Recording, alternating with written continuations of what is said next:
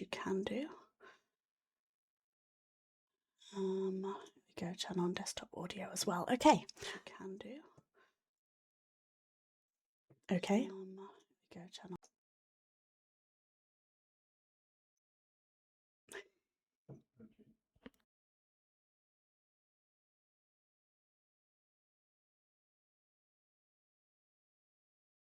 So where do you want to start? Okay, so probably the best place to start is if we just go around and introduce ourselves and say who you are in-game. When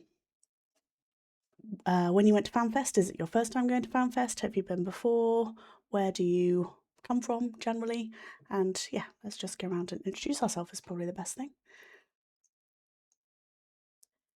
So I'll probably kick us off. So hi, I'm Laura Kapinski.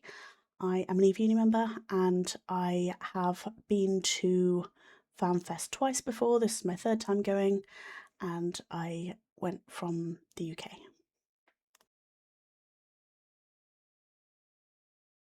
Oh yeah, I can go next. Hi, I'm Ant Doomslayer. This is my, I think, fourth one. I'm local to Reykjavik, so it's easy to go. Cheater. I'll go next. I'm Kevin Grumman. I do a lot of AT stuff. This is my second time going and my first time presenting.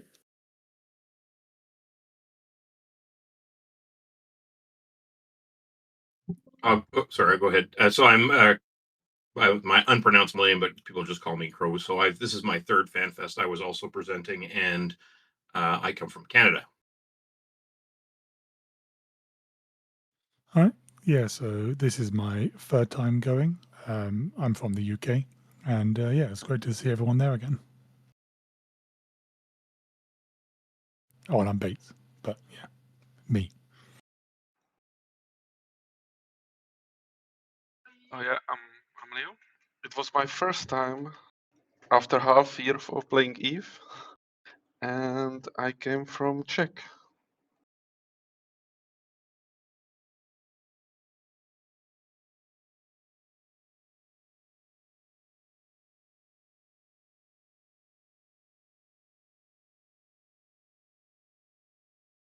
I think it was Duna's turn, but whatever. I'm Ergese. I'm from Germany. It was my second time, and actually the first time I met uni people. So the first time I really evaded them. Yeah, I'm not sure how we're going to do turns here. Duna here, also from Germany. I think that was number 6 for me.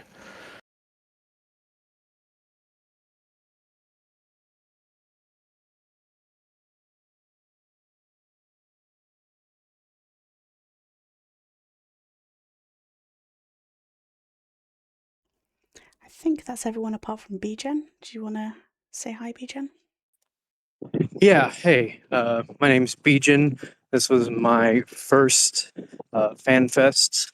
I've only been playing the game for about 5 months or so, and I was recognized as the youngest capsuleer in attendance, so that was pretty cool. I'm actually still in Reykjavik, so if my audio, and I'm walking around town, if my audio doesn't sound great, I'm sorry about that. I'm sorry, what was your name again? The full pronunciation is Be Gentle Daddy, and if somebody wants to post that Twitch clip in the chats, please feel free to do so. That was so funny. If you guys are watching the welcoming, like the opening ceremony of FanFest, they did like a little talky thing, and one of the things they did was they showed, oh, this is the person, the EVE player with the oldest account that's come to FanFest, and they put up their name and stuff on the screen, and then they said, and this is the newest player that's come to FanFest. They just made their account like, so many months ago, and their name is Bijan Tildadi. And Bijan kindly corrected them, and it was hilarious. Literally trolling FC on their first. Yeah, it was a really great moment.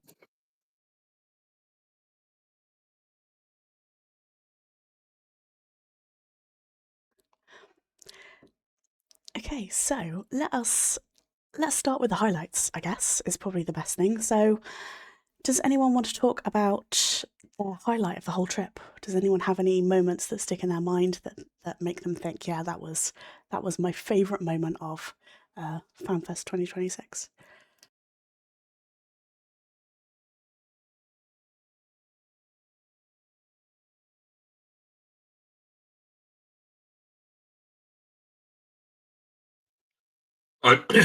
Since everybody's being quiet, I'll say presenting was cool. That was actually quite neat. I've done a fair bit of presenting over the years, but it was the first time I've ever done it in front of like a professional support staff and in front of an audience that big. And I will say that the FC/CCP people were extremely helpful.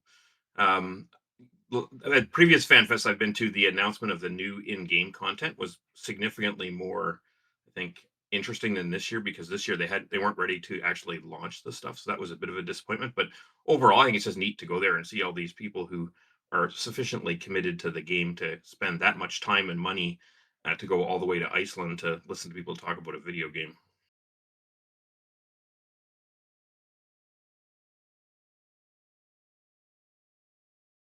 Yeah, gotta say, it was a very interesting experience to be doing a presentation and being like, well, yeah, I'm here, but I'm also here like on work almost.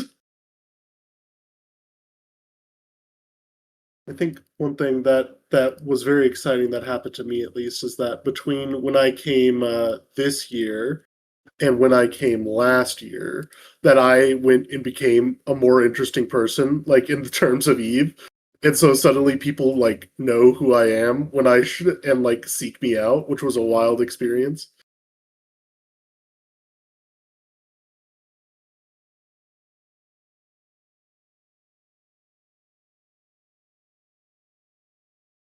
I think my highlight this year, as with previous years, to be honest, when I've gone, is just meeting people.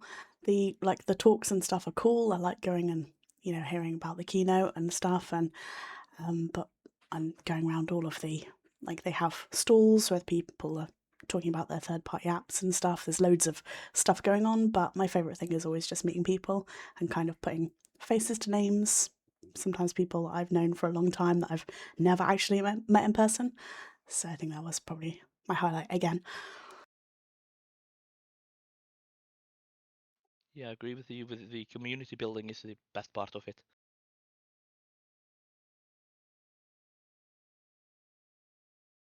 I want to say my personal highlight was finding the lost Unista in a lift on the second day. Yeah, that was brilliant. It's like finding him in a wormhole and bringing him back.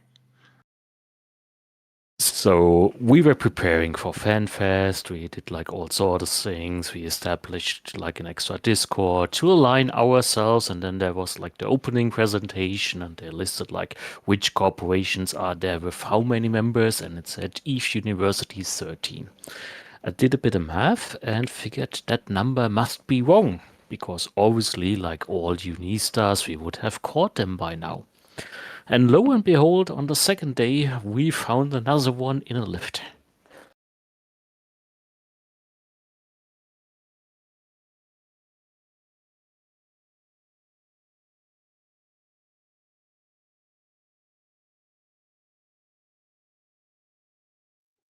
The other thing about I really like Iceland, and so if you've never had an opportunity to travel to Iceland, it's a good opportunity to see somewhere that's a pretty trendy touristy place with people who are there's other people there of like mind, so it's cool to see that. And if you haven't been to Iceland and you're interested in traveling there, this provides you with an excellent excuse to go there.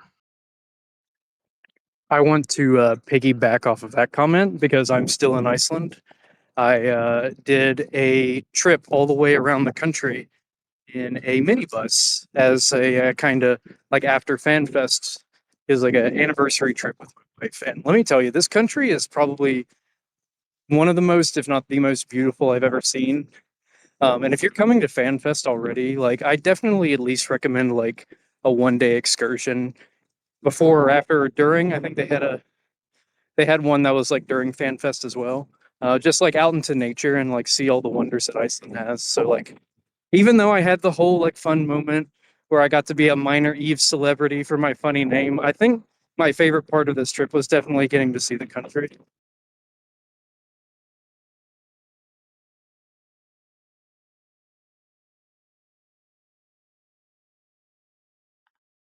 Yeah, Yeah, I would agreed. agree with that. This is the 5th time I've been in the last 4 years to Iceland, and one thing, if you've never been there, there's lots of excursions you can do in one day. It's a pretty compact country, and the Golden Circle tour, which sounds a bit hokey, is actually really very interesting to do, and you see some stuff you won't see literally anywhere else on the world. And if you go down towards the Blue Lagoon, you can see the most recent the rocks that are the youngest of all the rocks on Earth, essentially, because the eruption there was just a couple of years ago. And you can see some famous pictures, like where the lava actually has gone across the highway, and you get a picture with a recent lava flow. So it's a cool place just to go to actually see the geography and also the varying the social culture stuff. And the people are like really nice, like super nice. Oh, you're talking about my grill. And oh yeah, and if Mandu invites you to have a drink, be very careful.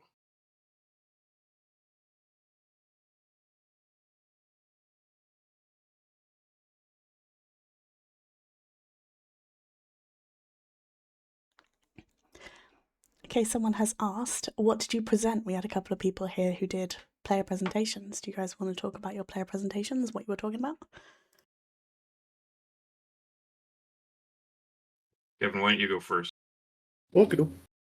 The my presentation was about like the Alliance tournament and compositions and how I was running Eve Rookie's training team this past year, which I'm planning on doing this next year as well, if anyone's interested.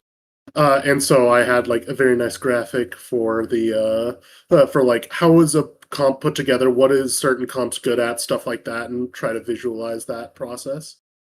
The I think it went very, very well, but that I would need other opinions than mine to be sure. I've been told that it was recorded. I saw the camera that recorded it, and they pushed the record button on it. So at some point, it'll get posted somewhere, I'm assured, and that then I'll be able to proffer it, and other people can watch that didn't make it in person.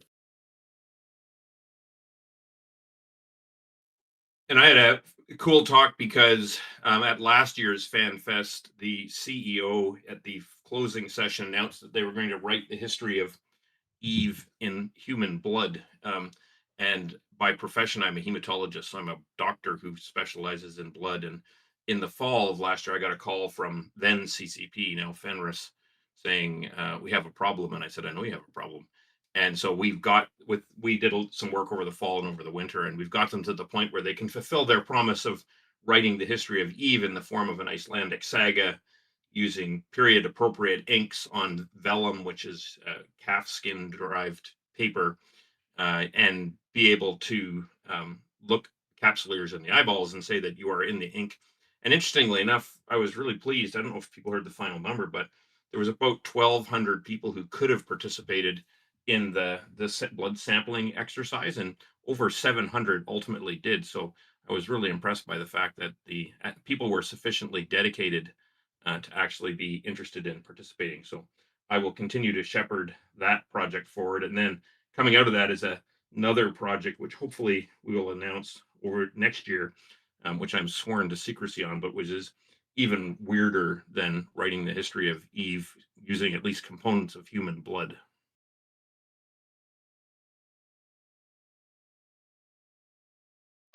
Are the cloning the perfect Eve player? We made it so we can't clone people. Not a single one, but maybe a combination of all. The ultimate Eve player. Yeah, we could actually, funnily enough, we did say that. We could technically derive the average Eve player from the analysis, but we won't do that. Well, it would be a certain subset of Eve players that would be willing to spend this much money to go to FanFest. So maybe the most Eve player. Far from average, I think.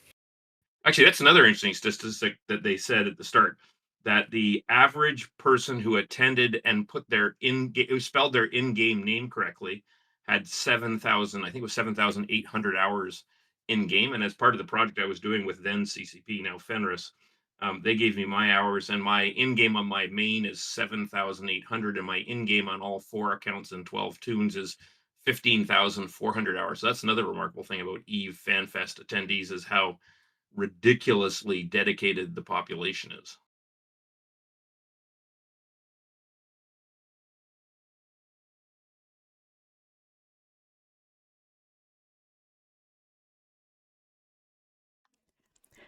talking about the blood taking, did anybody here go and give blood? And what was your experience?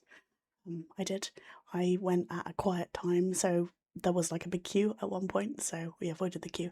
We went at a quiet time and just we had to sign like a consent form, and then they took us into a booth, and then it was just like a little pinprick. You know, if you have like a if you guys have ever given blood before, it's just like a the little test they do beforehand. You know how they do like the iron test, a little pinprick on your thumb, and then and then that was it. Basically, they gave us a pretty Eve sticker, and then yeah. How about the rest of you? If you'd like to know a fun fact, that the stick the like band-aid they gave you to put over the like little mark, I asked them for a package of those band-aids, and now I have that. It is of a auger with the glacial drift skin on one side and the emergency responder skin on the other side. Oh my god, I'm jealous. Oh my God, it's a genius move. Why don't we do that? I do have one because she asked me at the end, do you want a plaster like for the finger? And I was like, no, that's fine. It's just a pinprick. And then she's like, do you want a plaster to take away? I was like, hell yes. So I have 6 of the little band-aid things. They have a little tin for them. I'm surprised they weren't actively handing these out because they have a little cardboard thing for them and everything. I bet you I could sell this now.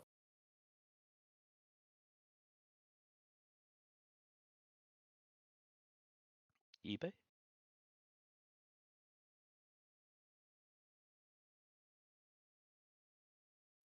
What was actually interesting about the medics or students or whatever it was in the end was they told me they didn't know about CCP at all was a game, but their parents knew. So basically they thought, oh, I'm going there for the Fanfest thing and no idea what it is. And their parents, what the hell? It's like a really famous company in Iceland. Have you not learned anything in life? Like something like that. Really funny. Yeah, that was another interesting thing. So I some of you know that my son plays this game as well, and I got him into it. But interestingly enough, there were, in addition to my son and I, there were at least 2 other parent-child combinations. And so it's interesting that the game is sufficiently elderly now that it is multi-generational, which is, are there other games that are truly multi-generational? It's very weird. And it was kind of fun talking with some of those people because the directionality was usually from parent to child, which is probably not the usual directionality of video game trying.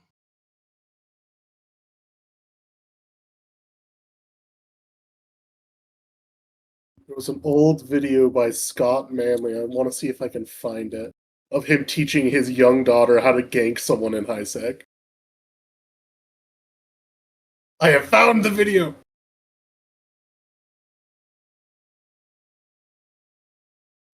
It was also neat meeting some of the people who you see on the various CCP/Fenris PR stuff. I got to talk with FC Burger extensively, and I can tell you in like personal conversations, he's just as entertaining as he is when you see him on stage or when you see him on videos. And spent a fair bit of time actually with the CEO, and he is a very very smart guy.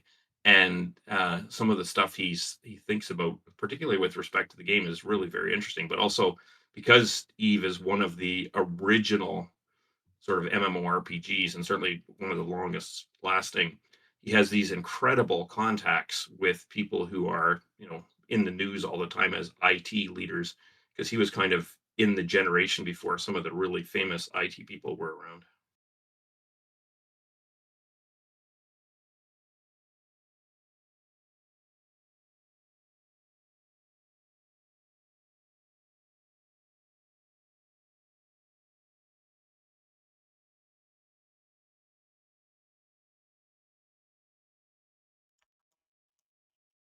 Okay, should we talk about some of the CCP now Fenris talks that went on?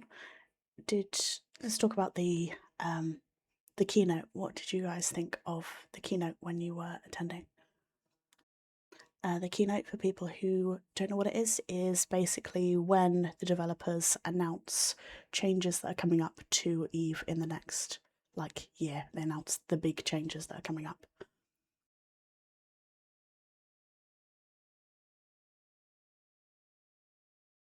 I think the addition to faction warfare, as far as like things to do that you might not necessarily need to be enlisted to participate in, seems very interesting. And also, they implied that there'd be more ways to raise standings so that you could get into faction warfare more easily, which I'm very much looking forward to.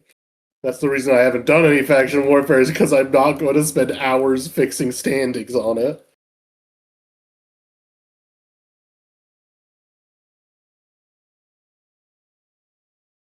What I thought was interesting was, I've been in a null block before, and spent a fair bit of time down there, but I spent almost all my time now in high sec or low sec or faction, or not faction, but NPC null.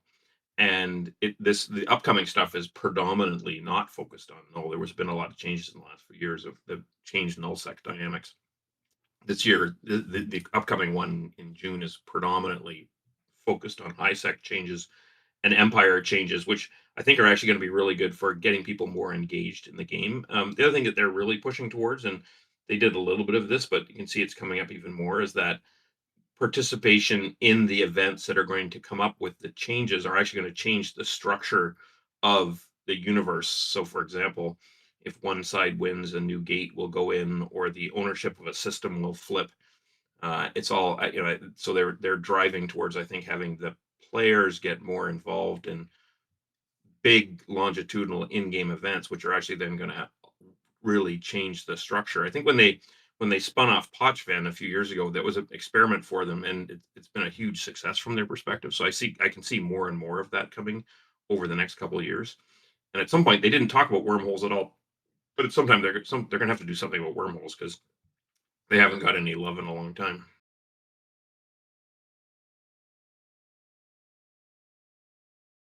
Maybe they also need new gates.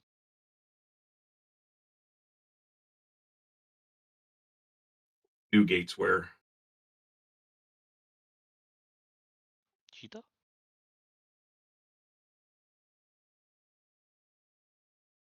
Yeah, that was, again, that's for those who didn't notice, just before the Fanfest, they rejigged JITA so that people with, as Kevin just said, crappy standings can go to JITA and not get blown up. And they're talking about having ways of directly accessing JITA without having to go through Caldari space, just so that if you've got bad standings, that you'll be able to get in and out more easily. I quite like the idea of them shaking up the map a little bit, because the problem with known spaces, it's, well, like the name suggests, it's known. Like, it's a known quantity. Everyone knows routes. Gank routes are all set out because everyone knows where everyone goes. It would be nice if part of the faction warfare thing is to redefine the map, so the map keeps changing. I know that people that hate that, but I think it would be quite healthy to make trade routes change and have gates collapse, have new ones open up. Keep people guessing based upon what people do.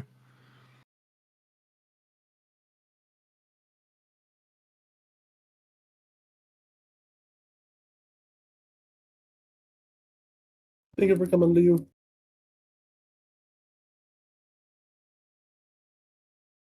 I think for me personally, the keynote was kind of interesting. So I'm living basically in 2 worlds. I'm doing some stuff in uni and more stuff in like alliance tournament stuff. So basically, what was interesting, the whole content, the faction warfare stuff, seems to really to be aiming at new bros, which is kind of nice. And on the other side, basically the super cap change, it somewhat felt attached. It's like, we have to do something for the old guys. What can we do? Maybe do the boost super caps or what? Well, normal caps in that case. So, yeah. Yeah, you also needed a new skill sync. Yeah, fair enough. But I mean, it was like, well, it felt like, okay, use 80% of the presentation. That's the cool stuff for faction warfare. We have this and that and some freelance contracts and so on and so on. And then, yeah, okay. In the end, everyone who's like going in Niblock, doing like cap warfare, whatever, was already somewhat groaning, at least left and right of my side. And then, yeah, here's super caps for you. So have good fun with that. And I think relevant to Eve Uni is the discussion of Exortium or whatever the new place is called. And I think that's something that the uni should look really hard at, how we can help Fenris/CCP to be successful there, because the whole area is designed to give people a more gradual introduction to the game and also hopefully increase retention. The problem is they keep not actually telling us anything about it. Exactly, that was my problem. I was really interested to find out more about Exordium and expecting more at the keynote, or certainly the Eve keynote, and they didn't really tell us anything that we didn't already know. It was just like, okay, this space is coming. It's like, okay, cool. Like, tell us more about it. And when I thought they spent a lot of time in the keynote, especially like the original keynote, talking about other games that weren't Eve. And when they did, all the like just looking like left and right, all the people's phones came out. They're looking like they're checking Discord, they're checking Twitch, they're doing all this kind of stuff, and then they start talking about Eve again. The phones go away, and then they start talking about their other project, and all the phones come out again. Yeah, it's always funny that it's like they're talking about Eve, the phones are out, but they're looking at the screen. They're like taking screenshots of the ship stats and things. And then they start talking about this game they're going to work on, and everyone's like, yeah, whatever. And they're like laughing, turning away. No, that poor guy standing up there trying to get everyone riled up and being like, yeah. And everyone's like, anyway. I mean, in that regard, it's also nice to see there's always on Fanfest people with like a laptop sitting in Lita, and some note comes out on the screen, and you really see how the buy orders or whatever comes up from these guys. So yeah, it's basically instead of trading. Yeah, if you're a trader and if you want to make big bucks, go to Fanfest. You have like 2-minute advantage over everyone else. Have your laptop out and ready to go.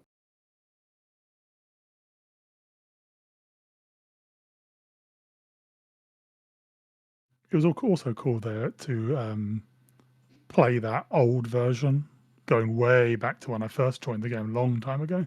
That was cool.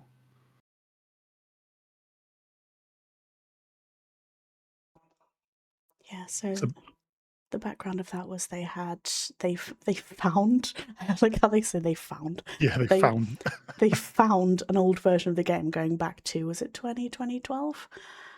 Yeah, 2012. And they set it up so that you could play. They had set up like some pre-made characters, or you could create your own character, and it works kind of like how the test server does, in that you can just buy stuff for like a nominal amount of ISK. So you could basically train anything you wanted. You could buy any ship you wanted, and then you could play the game with like the really old UI, and it was a pain in the ass. I played it for like probably 10 minutes. I fiddled around with it for like 10 minutes, and then I was like, okay, I want to train some skills. Okay, so I need to train the skills, and now I'm gonna use the injectors to speed up those skills, but I can't. So I went to the page where I apply skills, and then it was like, oh, you can't because you're already training the skills. You need to pause your skill queue. Okay, pause my skill queue, go back, try and inject the thing. No, you need to take the skill out of your skill queue so that you can then apply your skill points to the skill. I was like, oh, for fuck's sake. It was, and I was like, I started playing in like 2012. How did I deal with this? This is bullshit. Yeah, that was the era before. So back then, skill queues could only be 24 hours long, which was still an improvement, because back in the day there was no skill queue. You had to do them skill by skill. But yeah, that was like the limit. And yeah, you can't inject multi skills. The skills need to be not only not training, but not in the queue. And you can only inject one by one, and you need to specify in number how many digits of skill injection you want to put in. So you basically just press 9999999 just to max it. But you have to do that for every single skill. And there's no like, oh, to do this skill, you must have this prerequisite. It doesn't tell you until you just try to do it. And it's like, no, you can't do that because you need that. So then you go and get that. And then you do that skill. No, you can't do that because you need that. and it's just such a pain. It's like Yeah, the amount of quality of life. the person sitting next to me when I was there for about 5 minutes was sitting in a Titan, and I was like, "How long did it take for you to skill into this Titan?" And it had taken him an hour to get into it. Yeah, And he was exactly. like, he was quite pleased with himself, and I'm like, I'm not doing that. I'm not screwing around with it for this long. It's so bad. Yeah, exactly. Because I wanted to try and Marauder out the old Marauders before Bastion modules, because I never had one back then, not back in 2012. And so I was like, cool, I can do this kind of thing. Yeah, it took me 15 minutes to get just the skills to fly the thing and just the skills to have torpedo launchers. And that's it. And I just thought, sorry, I can't do any more of this. I'm going to be here for like an hour just to get everything else. I thought, fine, I don't care about the fit. I'm just going to fly out there, no other modules, just missiles, and I'm going to go off and shoot something. And it's just like, it was such a pain, but it was still cool to like see it. And if you used your character code that they gave you a little piece of paper, they told you to keep hold of that because they might bring this back in other fan fests. So when you go to the next one, you can carry on and do a bit more kind of thing with your character that you created. So I've kept mine. And if I go back again, I might try it again.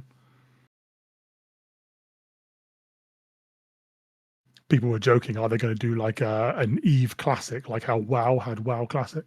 And they were like, they liked the idea, but they're like, there's no way they would have the resources to do that. So it's like a no, but that would be kind of cool.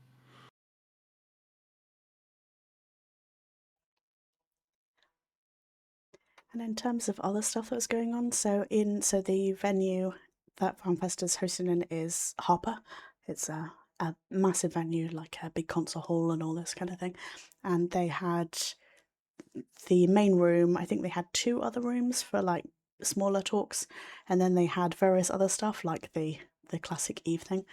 And then they also had things like they had like a builder village, which was they had a load of people that make third-party apps had a stall where you could come and talk to them about the third-party apps. And like I talked to Squiz from who made Zedkill, and yeah, just like a couple of other people. That was really cool. Just talking to people that actually make the apps that you use pretty much every time you play Eve. And I did promise because Squiz looked up to say, he was like, "Have you ever killed me?" And I was like, "I don't know." And he looked up on Zedkill while I was there to see if I'd ever killed him, and I hadn't. And I think Eve Uni has killed him twice, and I was like, that is not enough. Like, before next year, we need to kill him a few more times. So I think I might do a job or something for trying to get people Quiz to kill kills? Squiz. Yeah. We'll do like a corp job for Squiz kills. Make it personal. I mean, I frequently fly with him with wormhole police, so I can always just, Just pin him down. lock him up when he's not looking. Yeah, Yes. AWOL. Tell us where he is and pin him down and be like, what are you doing? Oh, just waiting. We have a man on the inside, love it. You could even say your name to him as your like comeback line. It was me. Be gentle, daddy.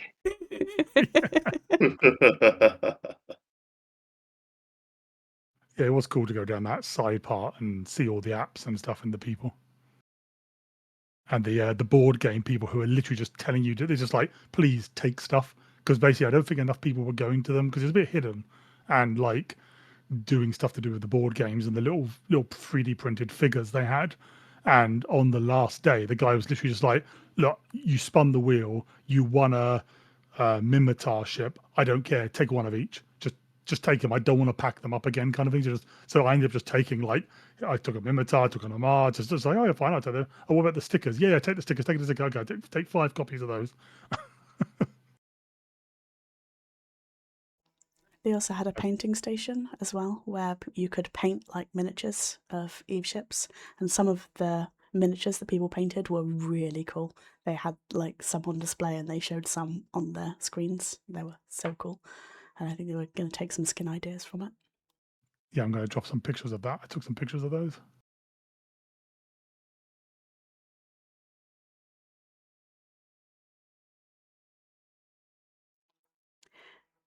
Tiriana has said in chat compared to my last Fanfest 2015. I missed the smaller, more intimate roundtables where you could have more topic-specific discussion. Yeah, I kind of missed that as well, to be honest. Yeah. I liked having like the little breakout rooms and, more intimate kind of chats with the devs.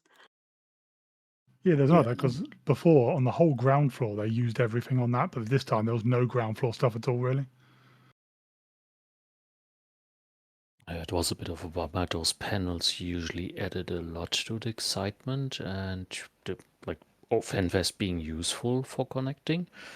So they had a couple of panels, little things, but it wasn't what it was in the past.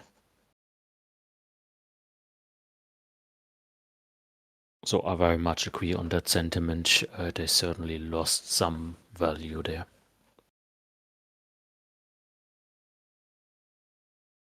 Yeah, it felt like if I wanted to have a discussion with it about any particular topic, what I'm going to do is I'm going to hunt down the person I know is over that and talk to them personally.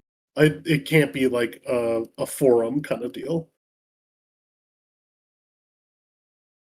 Like I did that for Zalus because I wanted to talk to him about tournament stuff. There's no other place for me to do it. I had to hunt him down, kind of thing.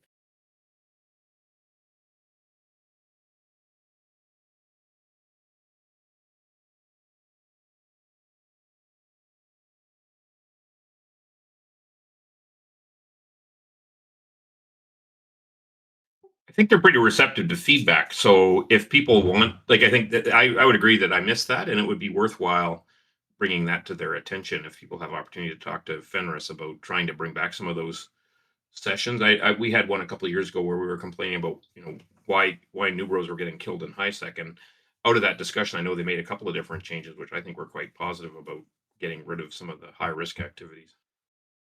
Yeah, and I know that like this year there was like a table set up for or like fly these alliance tournament ships on Thunderdome kind of thing. That was very fun. There was this like these are changes we're thinking about making to the UI. Hey, give us feedback and comments and stuff like that, right?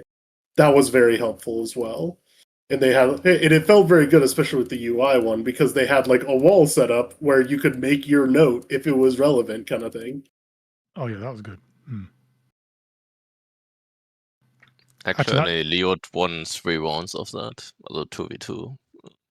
Oh Just yeah, saying. But he sadly left already. Yeah, that middle section actually, where the timeline thing was quite interesting because that was also where all the 1v1, 2v2 stuff was, and that was actually quite fun to watch. Yeah, gosh, the comment I had was gone.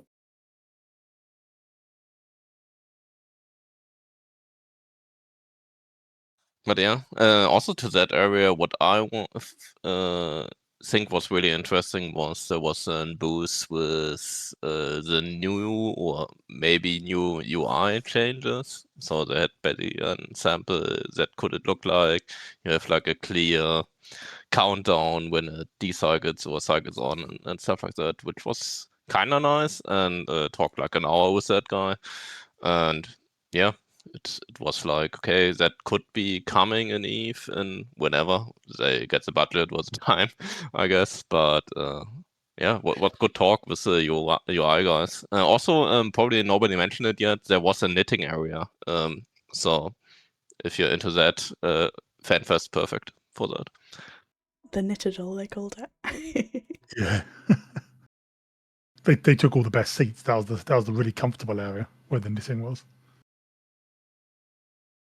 Yeah, basically, and I met like 2 people there, and they also had like I know nothing about knitting, but they had like templates with like various Eve symbols. I think one was like Wistas or something, and you could like knit that somehow.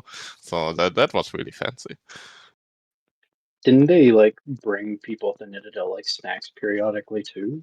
Like it seems like a pretty nice setup. Yeah, probably. I guess no idea.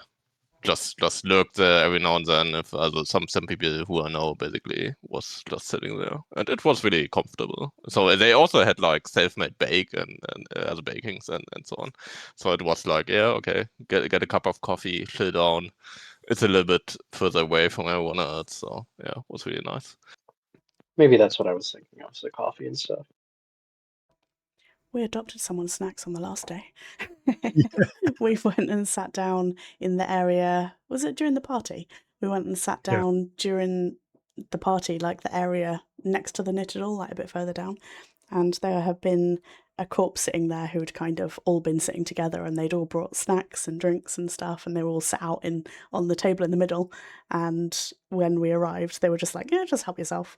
And then gradually, they all just kind of left, like one at a time. So we're like, "Okay, guess these So are you're ours saying now." is they pawned them off on you. Yeah. They're now Pretty your much. problem. They were like, Think- "We can't be asked to take these home, so they're yours now." The thing is, they had so many. There was like a box of boxes of Jaffa cakes, and they'd only opened one mini box of a box of boxes. So there was probably literally like 50 of them, 50 in the box kind of thing. It's just, yeah. So I was just there munching down for Jaffa cakes on the last day. Yeah, and 2 bottles of booze and some other candy. Yeah. Oh my God, you and the booze, your secret booze, and God knows what pockets you have. I only had 6 bottles. Only 6 bottles. Basically, paint stripper.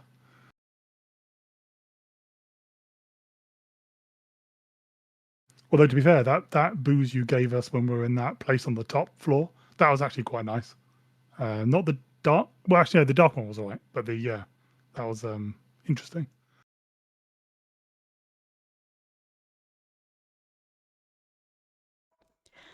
I can see that Ardon has asked, any fun merch or freebies? Anyone want to talk about that? Any cool free stuff you got? The bottle was really good. There was what's the name of the thing? It begins with an S. Stewie? Sui. Yeah, Sui, that thing. Yeah, they were giving out free bottles. Sui, yeah. They were giving out free water bottles, and actually they're quite decent. They have like a nice seal around the top so they don't leak. So it's actually quite a nice little aluminium water bottle. That's pretty cool. Yeah, double walled, so it's insulated. Manda's like now filled with booze. Yeah, now insulate your booze.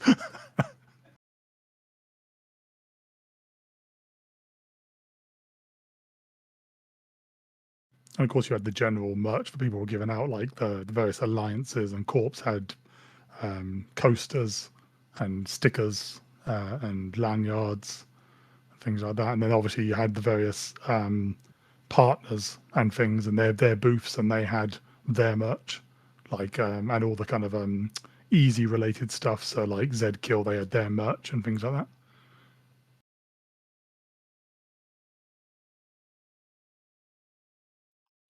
We totally need more uni merch next time. Yes, we need badges, because stickers don't really work on clothes, but badges are the way to go. The other thing we need is a flag. A great big flag Yes. to hang. We need to beat Brave. We need to have 10 meter by 10 meter flags and 20 of them. I need to We must find out from watch out the Kane. sun. I need to find out from Kane where he got his flags, because there was just Brave flags everywhere. Every time I saw a new Brave flag, I was just taking a picture and just messaging him like, "What the fuck, Kane? I just seen another one." For those of you not in the audience, like it's impossible to overstate like how big these Brave flags were. They were like 20 feet by 20 feet, or like probably what is that in meters? Like 4 meters by 4 meters or something? More than that? Yeah, I think they were like 3 by 3 meters. Yeah. 3 by 3 meters, yeah. But yeah, Just get they're 100 so by much 100. bigger. Just get 100 by 100. I have a crane. Yeah, you were saying they get a Yes. crane and just hang it off the side of Harper. What we could do is we get 4 people, one for each corner, right? And then we spread it out in front so people have to walk over it to get into the venue. Oh my God, yeah, one giant floor flag. Eve Uni, welcome, Matt. I think that would look pretty great.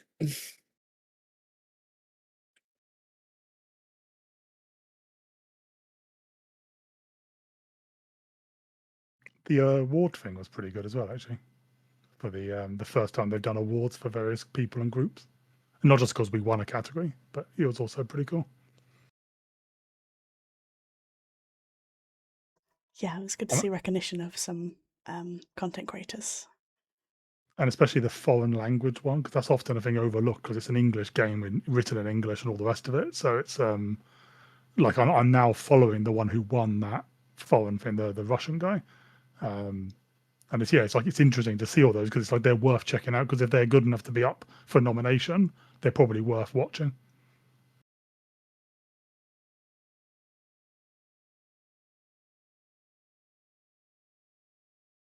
And we learned that Laura's hair glows in the spotlight. Hells She's, yeah. she's like a freaking cyno beacon.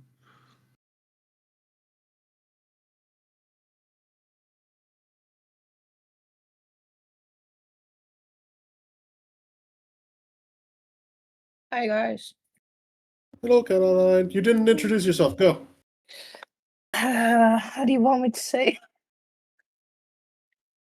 Hello. I'm Caroline. I stream on Twitch when my health lets me. And I run a small Wormhole Corp that helps new bros. And I was at Fanfest too. Do you want to know about me? That's everything that you needed. What was your favorite thing at Fanfest? Meeting people, getting more hugs, driving over people's toes. Never enough hugs. I was told to watch out for my toes.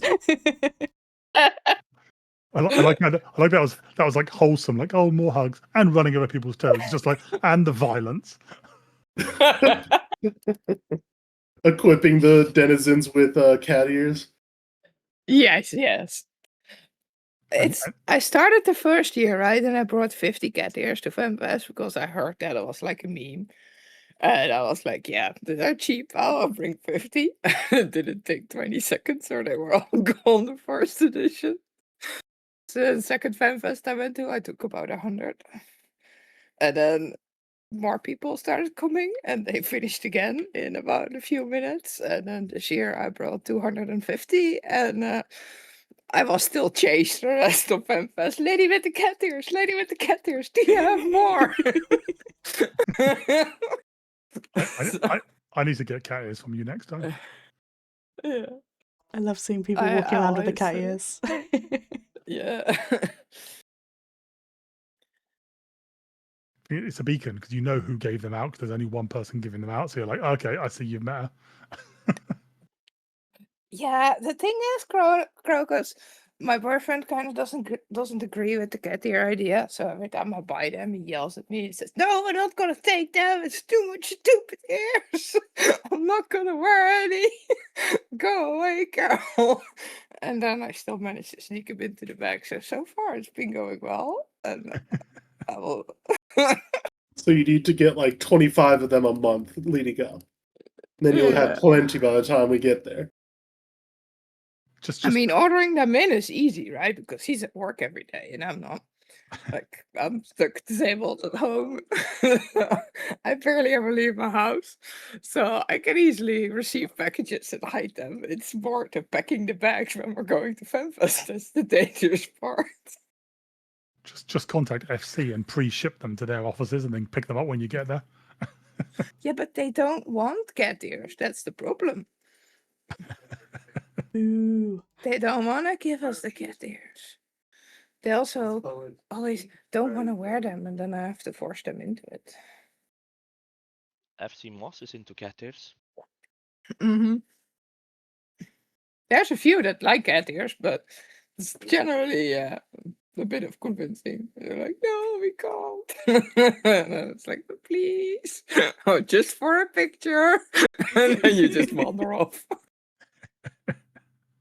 You make the picture and you wander off and you just don't take them back. Or then there's like devs that come up to you and they're like, oh, it's so lovely you're sharing cat ears again. I always take them from you. And then they end up in my office and I never reuse them. And I'm like, so this one can go to the collection and eventually you can have a meeting with them all.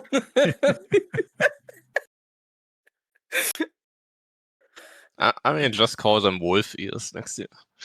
Yeah, exactly. They'll love it then. Yeah, I'm not gonna do that one. I'd like to keep them as friends. They already said that the mini that I painted looked like a waifu ship, so that was interesting. especially because I don't see the colors I put on them. Because I'm very colorblind, for the people that don't know. Like, really colorblind. Not just like a normal amount of colorblind, very colorblind. So colorblind, the colors are opposites.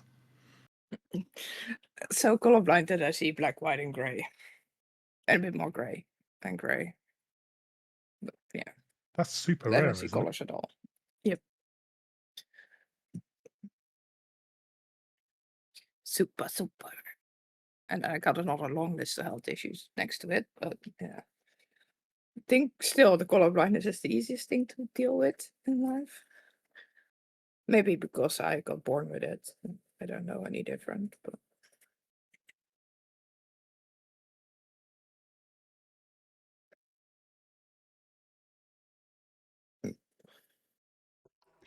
Okay, so did you guys do any other kind of touristy stuff while you were in Reykjavik? What stuff did you do? What was fun? What would you recommend other people do?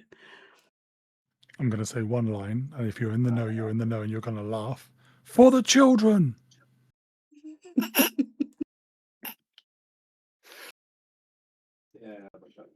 Everyone else is going to be like, what? So the context is that we went to a really nice restaurant, an Italian restaurant, and there was just a really funny line on the second page of the menu, which was meant to just be for the children, as in these are the children meals, but they put it in all caps. So we just kept laughing because it was like they were just shouting, like slamming the table, being like, for the children.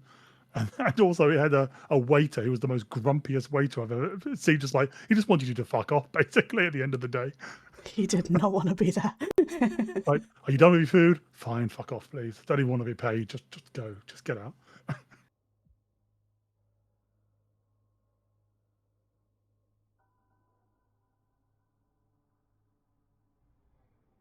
No touristy stuff this year. I mean, Yeah. I can't talk for me because I was busy doing nerd stuff. But my other half, who doesn't play, was with me. And they did the Golden Circle. They loved that. I think they went around some of the, I think it's the local geysers and waterfalls around Reykjavik. They did the Puffin tour, which they loved. They go out to the Puffin Sanctuary Island, which is about 10 minutes by boat, to get some cool pictures of that. And they also did something else that I can't remember. But they loved all of it. They took loads of pictures.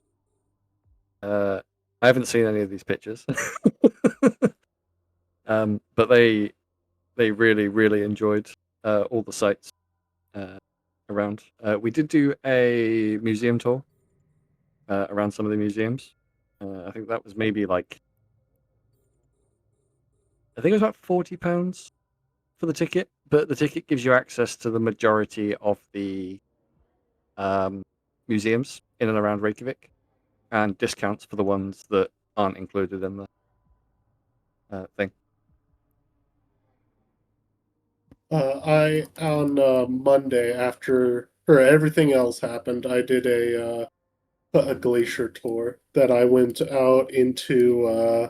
Can't remember which one it was, but it was Katla ice caves. It was going to be a ice like climbing thing, but that one ended up getting canceled, so they moved me onto a ice caves tour, which was very lovely. Very touristy, but very lovely. We did a few things while we were there. We did the food walk. That was really good. So the food walk was kind of like the food equivalent to the pub crawl. So you turned up, you book your tickets in advance. They give you a wristband when you sign up to Fanfest, and then on the day of the food tour, you go round, and we went to, I think, 4 different restaurants, and you try like a course from each restaurant, like a pre-arranged course. And you have a guide from Reykjavik who talks to you about the food, and then just kind of gives you general information about stuff as you go. And our guide was really cool, and it was just really good. We got to try a load of different food stuff in and around Reykjavik, and that was really good. And I also tried fermented shark at one of the things, which is Iceland's national dish, and it wasn't as bad as I was expecting, quite honestly. it was okay. I'm gonna have to agree with the fermented shark. I was really dreading it, but it was. I don't know if I would eat it again, but it definitely wasn't bad. It smelled like urine. I've had it the first year, and then I went back the second year for it, and I ate it this year again. So I think I like it enough. I tried it last year and I nearly lost everything I'd eaten in the past 24 hours. So I figured, maybe we won't do it this year. But to add on to touristy stuff, sorry, just really quick, I did, like I mentioned previously, I did the whole like tour all the way around Iceland, and we got to do a bunch of stuff. We hiked on a glacier. We went like up and down like a bunch of fjords on like hiking trails and stuff. We saw puffins, which I posted in the pictures or like the chat. But just like you don't even need to go out of Reykjavik to like do lots of stuff. So lots of the stuff was already mentioned here, like the Golden Circle tour is, at most, like I think an hour's drive out of Reykjavik, not even that far, and you get to see tons of cool stuff. But also one thing my wife did while I was at FanFest, we did a riding tour, and like the Icelandic horses, especially if you're really into horses, are super interesting because they have all these like unique gaits, and the gaits are like really like beginner rider friendly. So yeah, just like as much as I recommend, going out and seeing the whole country, I know that's not necessarily like financially feasible or like time feasible for everyone, but there's still a lot you can do around Reykjavik that's like super interesting to kind of complement uh, your time at FanFest. Yeah, we mostly stayed. Well, we did just stay in Reykjavik, but we also did the lava show. That was cool. It's where you get to see someone like playing with lava. Like they they bring like the actual lava running down, and they talk to you about it and like poke it with a stick, which was really cool. And we also did the Fly Over Iceland, which was cool. Which is like it's kind of like a ride thing. They like strap you into this ride, and they have this big screen, and it's like filmed as though you're flying across various landscapes in Iceland, and it's like sensory, like it moves, and you get like like they spray water at you and that kind of thing. That was really cool. That was awesome. And those two are just down the road from each other. They're just a short walk away from Harper. Water is kind of like a mist, not like someone puts a water hose in your face. Don't worry about that part. Yeah, it's more like a mist, yeah. Two museums that are worth seeing. So Perla is the museum which is on top of the hill, and it's got some cool stuff in it. And it's got a restaurant which rotates around, which is quite disorienting if you don't know that it's rotating until you see that you're in a rotating restaurant. It has a really good view of the city. And the second one is the Edda Museum, which is where the sagas are stored. So if you're into the history, there's 21 of the original sagas stored in the museum, and they're actually on display so you can see them, and with a very good sort of review of the history of the sagas and Icelandic culture. So it's very cool. And then in the center of downtown, kind of hidden, is the Reykjavik City Museum. But if you go in there, it's all mostly underground, and it has it was a Viking longhouse, so they've kept it in situ, and they've excavated it, and it's you walk around it. It's actually really neat to see.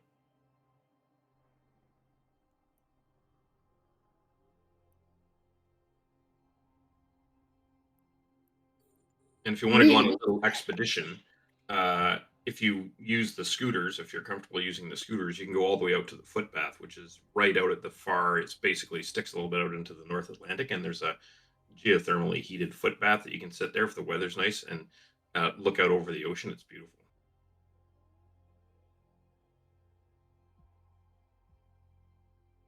So we were this year at Blue Lagoon, I think. I think that's the one for that, at least. We had planned more. The other guys actually rented a car and drove around, like 2 days at least. Last year I was on the whale watching thing and something else I already forgot, which is also nice. Golden Circle, that it was. And yeah, for me and probably also Duna, we spent quite a lot of time on a German airport, which was kind of lovely since the flight got cancelled. So yeah, 2 days got cancelled for us. Yeah, would not recommend. Not pleasant. Did you make the compensation thingy at least? Took like 2 Yeah, hours. yeah, I did. So we got plenty money back. Basically, we flew for free. Still would have preferred a time in Iceland. Though. Yeah, true. But I was kind of fairly surprised that it went through that well, that fast.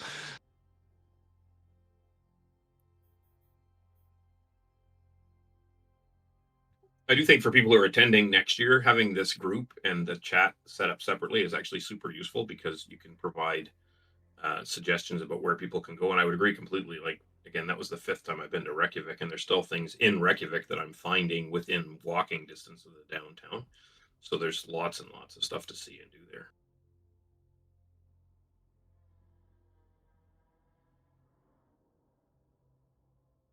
You don't need to do everything this year kind of stuff. It'll take you weeks to do everything.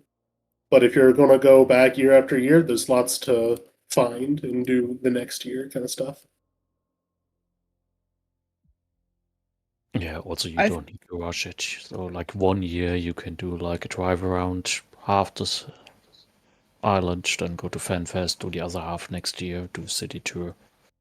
Why do it all in one? Well,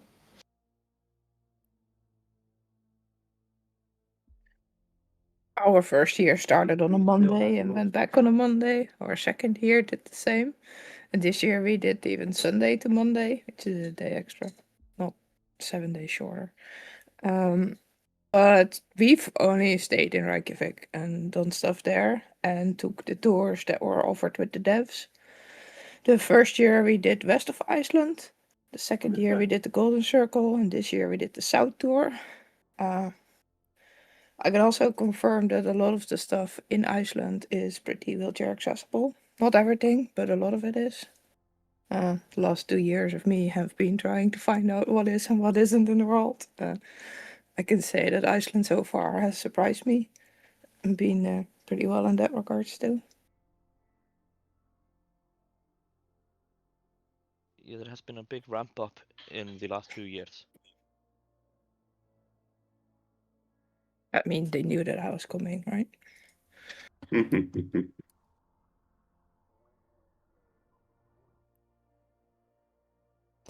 That was actually the name of the campaign. Oh shit, Caro's coming.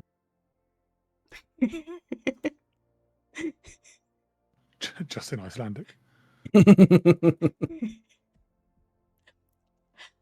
So a question a lot of people seem to have about FanFest is it expensive? Is it expensive to go to Iceland? And is accommodation expensive? And yeah, how much does it cost? Yes. It also depends on where you're coming from. But I wouldn't say it's cheap. The FanFesty bit is not the expensive bit. It's everything else. Yeah. FanFest is really cheap, actually. So I think all told, me and my other half spent, and this is including flights, including accommodation. We probably spent the best part of $2,000 over the course of a week.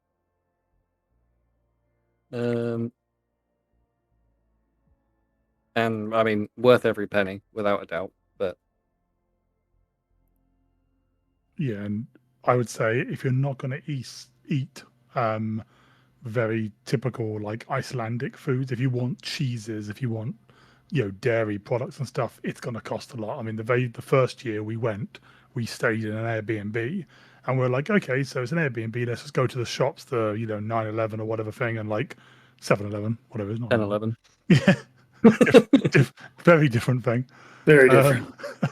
It's also my birthday. Yeah, funny enough, but yeah. So Yeah, so we went to the 7-Eleven thing, and bought the things you'd expect: bread, cheese, butter, and of course, because it's in a currency that's a very different scale, you don't really translate what it means initially, and you buy it and you go to the checkout and you pay, and then you realize you just spent almost 30 quid on a block of cheese. It's like just the cheese. One other thing I really recommend, and I learnt this lesson maybe a day later than I should have. Either have an account or something that has good exchange rates to ISK, or just have a account that is just ISK. I took my other half to a noodle bar, which was just around the corner from our accommodation. And what should have been a £55 meal, they charged me nearly 90 for, because of currency exchanges. Because I was an idiot and I paid in pounds instead of paying in ISK. Yeah. Yeah, if they give you an option, always pay in ISK. Yep.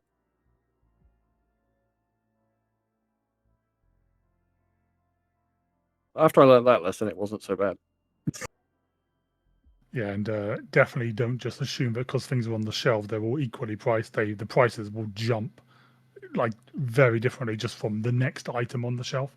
So if you're going to buy stuff, look for the cheapest things and go for those, because that's probably what the locals are buying. Yeah. Don't go for the things that the Westerners all go for, which is like, oh yeah, I'm going to have my, pickle and I'm going to get my cheese block and all this kind of stuff. And then you look at the price and actually that's just cost you like a small mortgage. Yep. There's also, if you're in a country that has Costco and you already have a Costco card, there's a Costco in Reykjavik. Not in Reykjavik, but in Garðabær, yeah. Oh, in the area, yes. But yeah, you don't go buy stuff in 10-11. That's the expensive store. Go to the, was it Budgeon, whatever it's called? The one of the pig. Bonus, that one. You see that pig everywhere. So many people have that pig carrier bag. I think Fanfest goers were just picking them up because they wanted the pig. Yeah, so I think it's probably a true thing for any country, actually, but do as the locals do. See where they're going and go there. Don't go to the ones that look flashy, like, oh, yeah, it's open, great, cool, I'll go to that local one. But no, that's for us, that's for the tourists, and that's very expensive. And yeah, don't buy bottled water. No. What I always did was I would buy a soda and then refill the bottle with water until I lost the bottle. I'm quite bad at misplacing things, which makes travel difficult, but...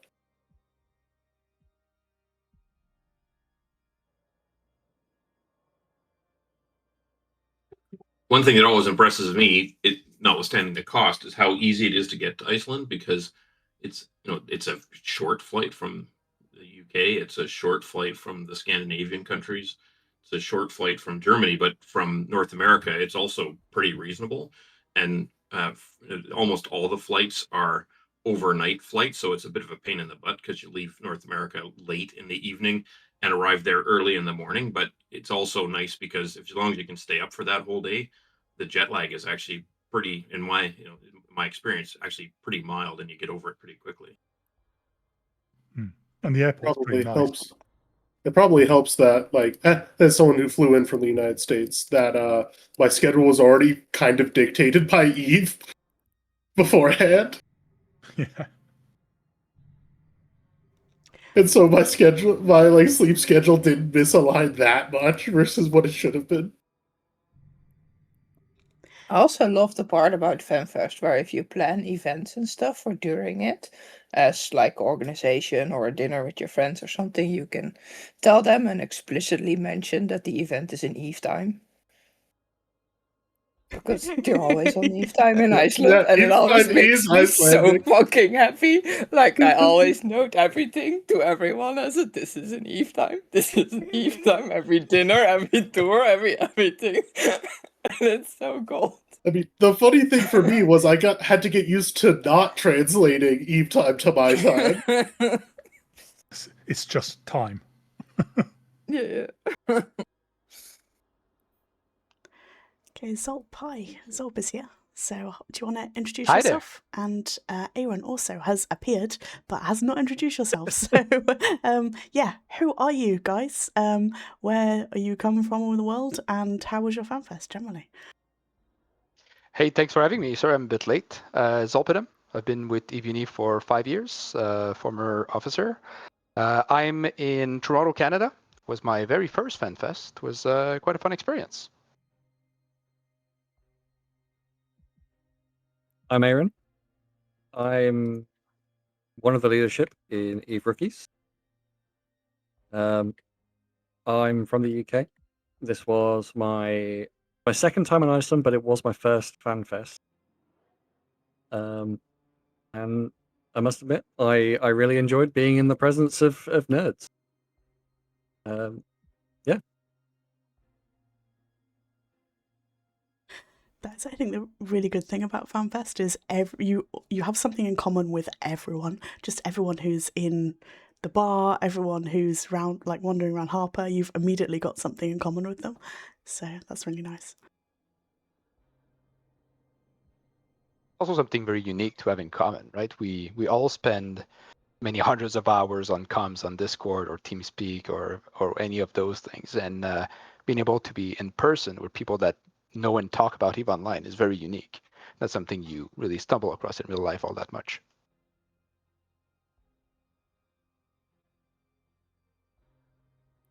The beautiful thing about Eve players is also that in real life they're all nice. Like, I haven't met anyone at either Eve Amsterdam or Eve London or all the FanFest I've been to that has been mean or rude or anything to me in any way whatsoever. Even if it turned out that they cussed me out in game over and over again because of something I did or they did or whatever happened, in real life everyone is nice with each other. Yeah, it's a very interesting thing that it's like in game they're swearing, using all kind of language, whatever. But then in real life, everyone's like, "Oh, hello, nice to meet you. Oh, you're in that group. Oh, yeah, that's wonderful what you did the other day." And like, it's like such a weird shock. But yeah, people in person are really nice.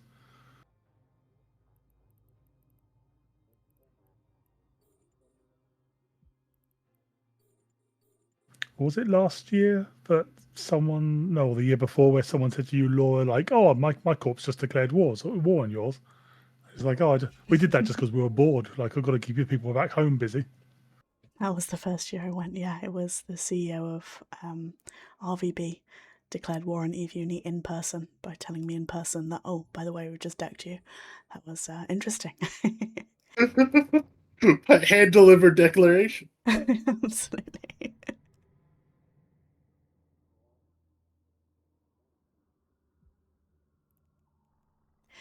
So, what advice would you guys give to someone who's thinking about going to FanFest maybe next year?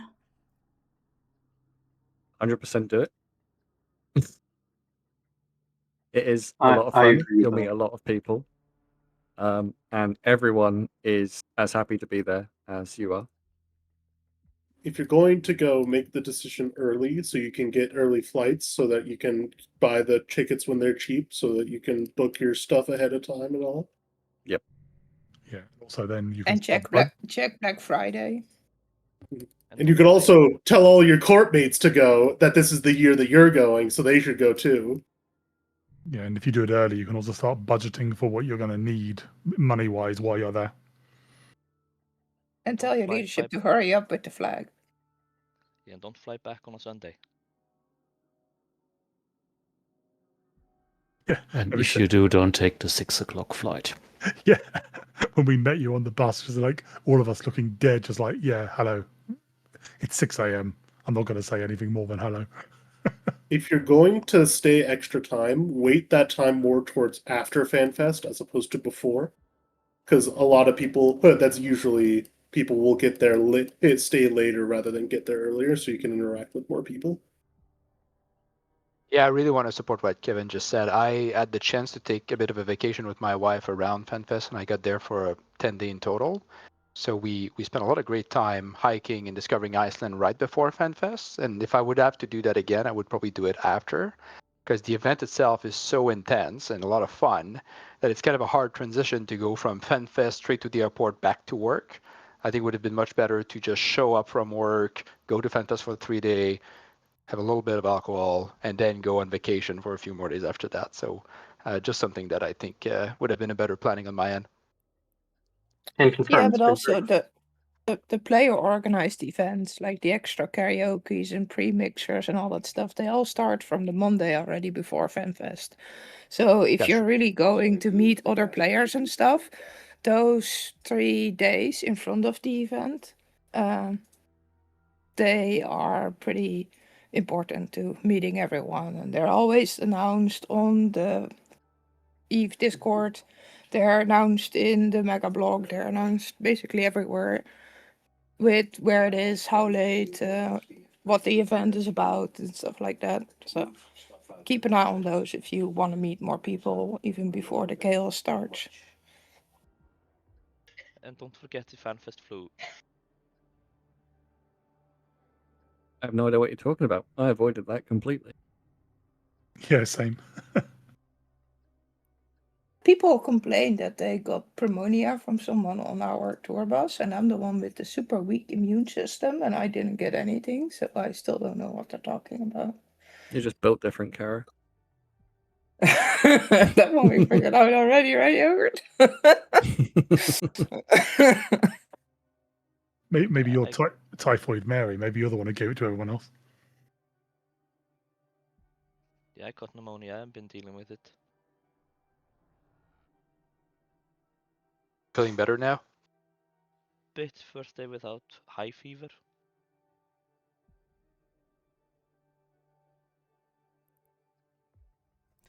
Another bit of advice that I would say for people who are thinking about going is pretty much like there's a few people that are going with significant others or people that already know, but most people that are going don't know anyone.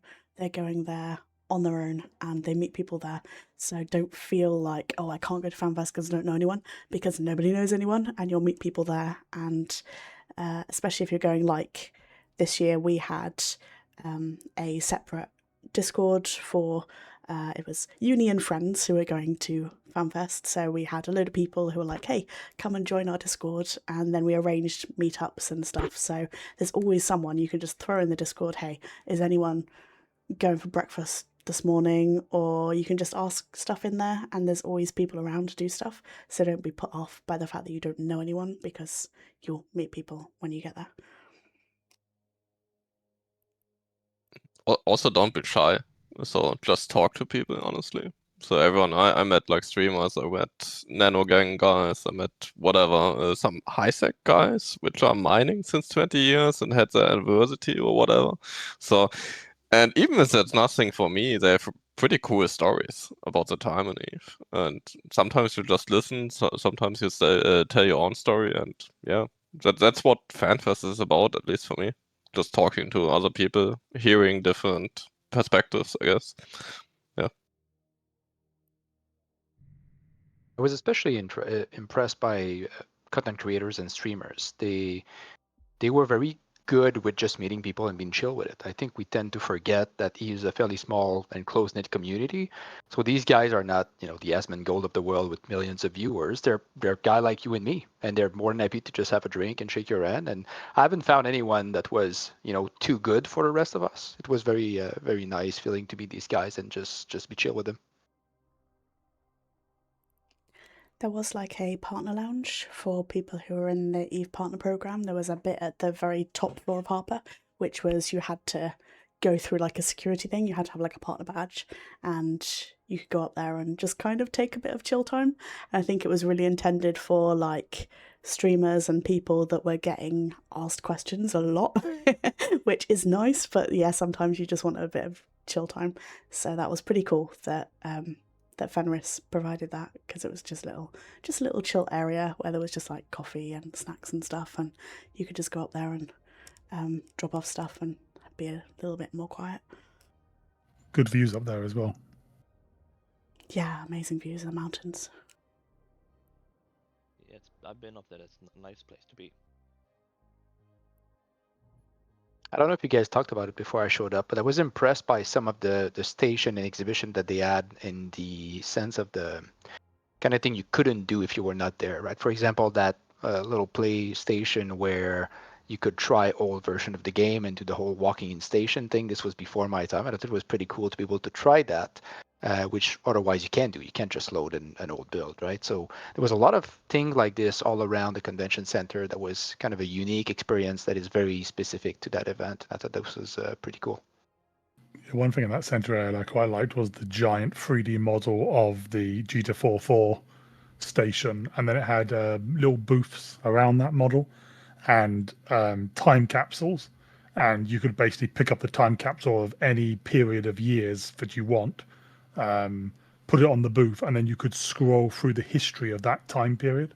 So I went back to my very first time in EVE, which was 2006, and looked at all the stuff there, like when Titans were first introduced and things like that, because where the biggest ships at the time were battleships. And then I went forward again, because then I left the game for a bit. Then I went forward again to the period of 2014, 2012, 2014 period, which was then when I came back in 2012. So 2012, 2014 era. So yeah, that was kind of cool to be able to go through the historic things of not just battles, but also just like when certain codes were released. So like one of the things that happened in the 2006 branch was when they started nuking people's computers. And they actually were causing people to actually have not be able to boot into Windows anymore. The whole boot bin problem. And so there was a whole thing on that about how they had a special tech support line set up because of actually EVE Online was killing people's computers. So yeah, it's quite cool to go through the history. EVE is The dying. postcode. Also, talk to the devs about things that you want to talk about, or ideas that have blurted through your mind while you were playing, things you got frustrated with, because they do really care. Like, I ended up complaining to the devs from the UI team about how colorblind accessibility is still lacking in the game, both for all the standard colorblind versions as well as the rare one that I live with. And I managed to go sit down with one of them and put up my laptop and show him exactly what I was struggling with, rather than having to type it out in a message and having to find the right words. I could just literally show them what I ran into, show them what I had issues with, and face to face actually let them see how much you're struggling with something, or how excited you are about something, or how much you want something. It is very important to go talk to devs and tell them the things you're excited about. Tell them the things you're frustrated about, because that's what they're doing it for. Yeah, very much so. The very first year we went there, which was when they were going from Crest over to Easy. Easy had only been out about a year and a half at that point. And one of the things we lost when we went to Crest from the old XML API was the location endpoint. So in the XML days, you could find out where a person was, and that's important. Well, it was important for us because when people applied to the uni, you wanted to make sure they weren't outside in space, that they were docked up, and then which system they were in, so you could help them on board. Back when it was the personnel department. So when we went to Easy, we lost that. We had no location endpoint. And so I talked to the devs along with a guy from Pandemic, and we said, no, we need to know where people are. And they're like, why? And then we explained, because these are new people. They don't know space is dangerous. They're about to switch into a corp that might be at war. So we need to make sure that where they are, and are they docked up? Are they safe so we can help them? And the devs were like, oh, we'd never thought of that. What? Yeah, that makes total sense. And that's why we now have the location endpoint on Easy. And it's only because the two of us talked to this dev and said, no, we need this, and why? And they did it. So it is very important to be able to talk to them, because they don't realize why and what we do with what we do.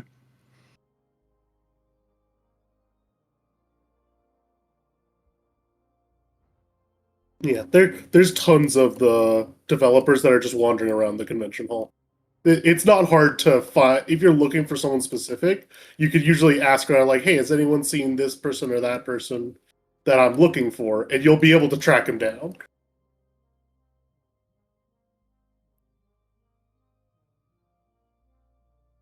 I mean, except you're looking for Jotun, then just look for the head sticking out the masses. Yes. Yoda is not a hard man to find in a crowd. Or hold a pack of cookies in the air. It also will attract them. Yes. Found that one out. I thought it was canned beans, but yeah. No I cookies. don't know. Uh, He ended up taking an entire pack of stroopwafels from me. I forgot. I needed to get a thing of beans to tease Jotun with. he was also incredibly excited when Kushal and I handed him cookies. Yes. Those cookies were good. They They were good. I did ask I Charlotte worked if we hard. could get them on mail order. I worked hard on those. I had to put all my anger into the chocolate and beat all the chocolate to bits to help Kushal out. And then every time I saw her, she's like, "You want more cookies?" And I took more cookies from yogurt. And every time I was like, "Why do you want the chocolate ones?" Yeah, because all my anger is in there, and if I get none back, I can't kill more people in Eve.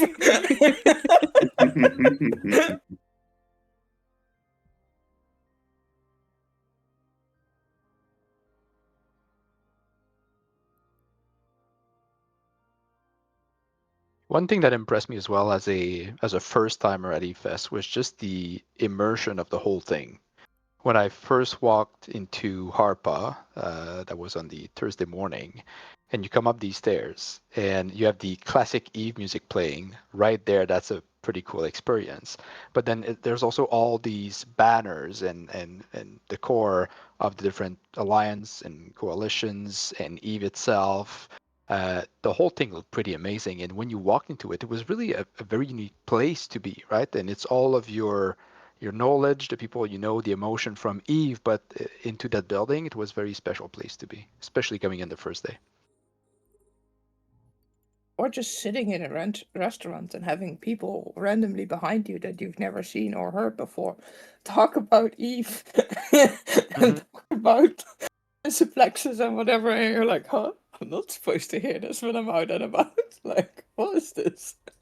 And then you find out they're for the same convention there as you are. Yeah, you go order a drink at the bar, and they ask you, "Are you with Eve?" And I'm like, "What? Yes."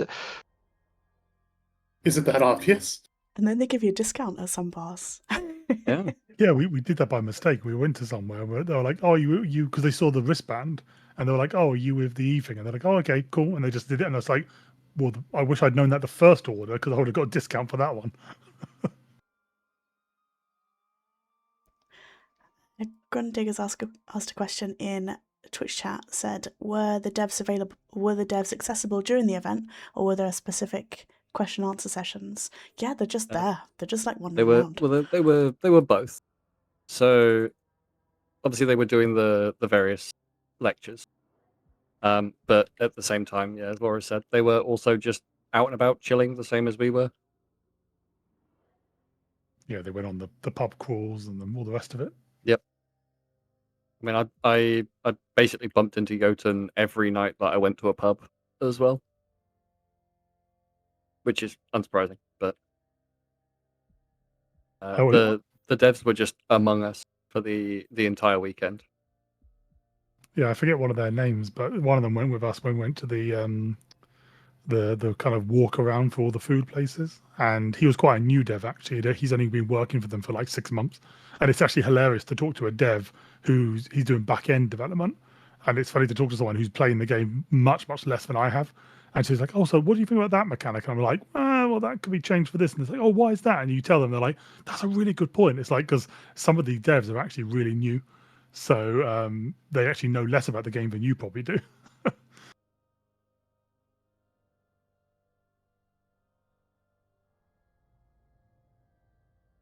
And the new devs are often more scared about us coming there and talking to them than we are to talk to them.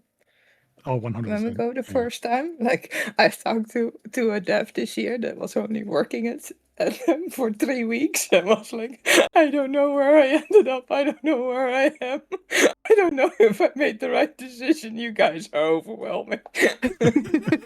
We're a very scary group. Well, a thousand nerds coming to see you is probably quite an intimidating thing. Yeah. Yeah, I mean, I know I wouldn't want to see me. I mean, I'm like a really small streamer on Twitch, and I still have people that come to me and they're like, "Oh, you're Carol from Twitch," and I'm like, yeah, who are you? And they're like, oh yeah, you can't see my face on my Twitch username. I'm this and this person. Because like they see my face on camera, right? But I don't see theirs when they're typing in chat. Like I don't know who you are. How am I supposed to recognize you? Yeah, you I see that think it's that's like pretty funny.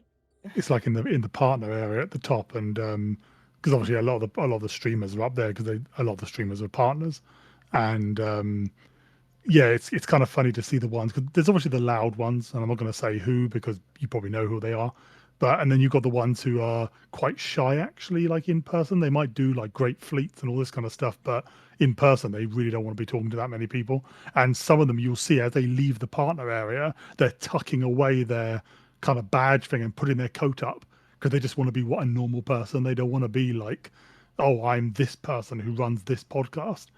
And it's quite sweet to see. You see them just being like relaxing in the partner area, and then be like, okay, I'm going to go back down into the void, and then quickly zip up, and off we go.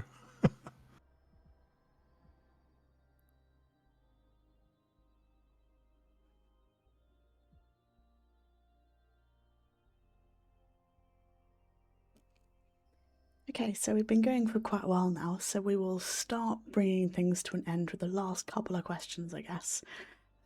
So, a question from me: what is something you do differently next time? Talk to more people. Drink less shots. Try not That's to a get lie, sick and you again. know it. More Jaeger.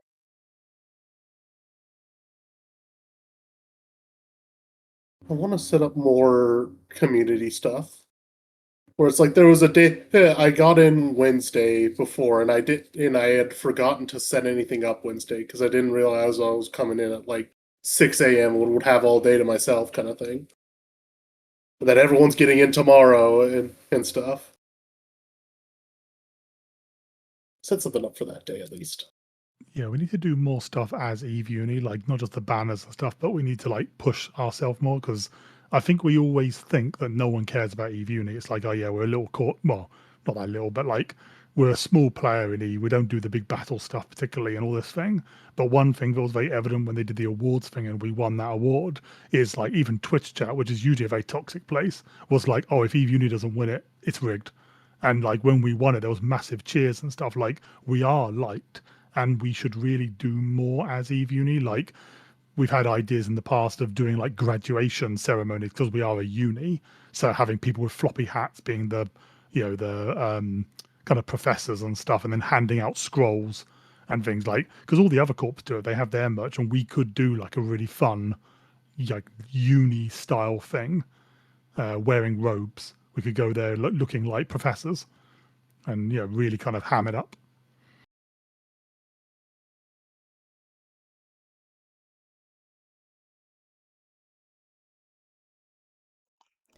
Main thing for me is go for longer because we only went for a couple of days this time because we had to get dog sitters and because we were like moving and all of this kind of stuff.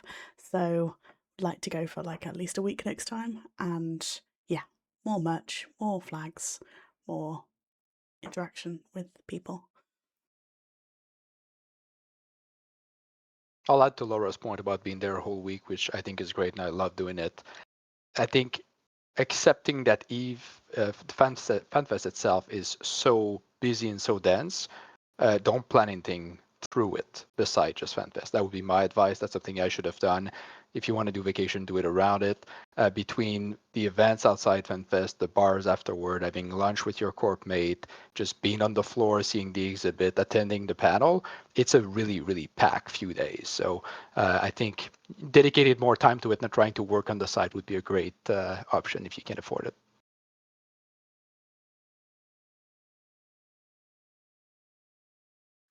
Not gonna lie, when you said being on the floor, I was like, I don't remember that bit.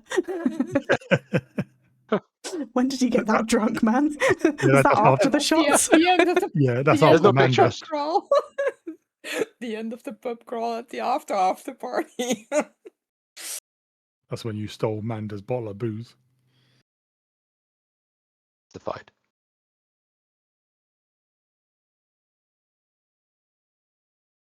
Also, don't be shy. If you're considering to go to Fanfest next year and you have questions that pop up at any later time, contact any of the people that you know have gone or that you think might have gone and ask them for advice. Ask them for places they enjoyed going. Do a little bit of your own research and book the things you think sound interesting to you. And of course, because we always go with quite a few people, like when you get there, you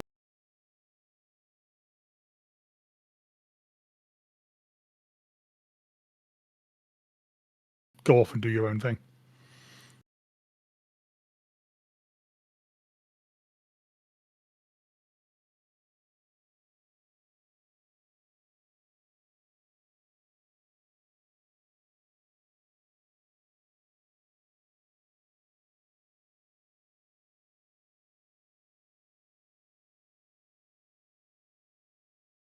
Also, if you think you want to go, but you're not entirely sure and you can afford purely the ticket, you can always cancel it later in the year if you think you cannot make it.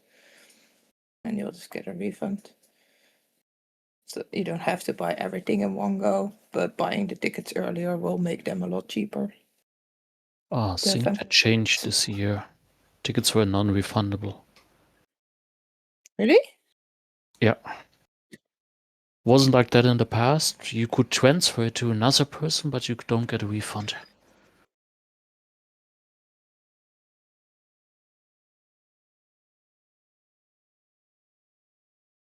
I didn't know that. It's a bit sucky. Yeah, for the event, like for travels and hotel, usually like check with your credit card company. They usually offer like cheap insurance to either get out of the ticket for free or for a minimal price. Because after all, it's a large investment and you don't know what's going to happen over the course of the next year. So if you book early, good idea to give yourself an out. Eventbrite says refund up to 30 days before the event. So you should be able to get refunds. It's also great to see so many people who are either in Eve or Eve adjacent, or so I say in Eve, they're all in Eve, Eve on university or Eve University adjacent, doing talks. That's always really nice. Like it wasn't that many years ago, but we had no representation on stage, and it's nice to see like the people who are obviously here now, but also like people we know well giving talks and good talks as well. We need more of that. We need to do a talk about the wiki. No, an award-winning wiki. Oh, it's true. Okay, whoever goes up there to do the talk just has to carry that around with them, the big heavy thing. It is quite heavy actually because it's acrylic, so it's not light.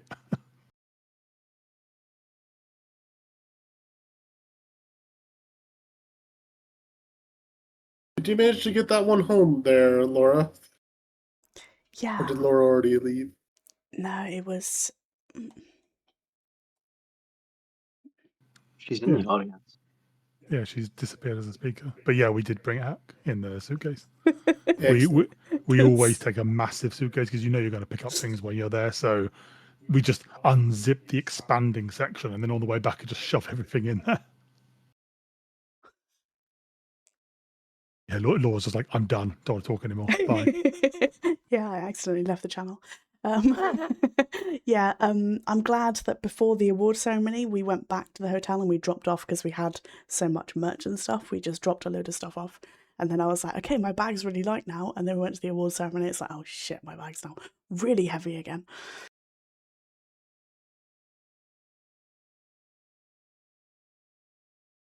See, that's the one benefit of my wheelchair. I can just hang everything behind it and it still drives the same.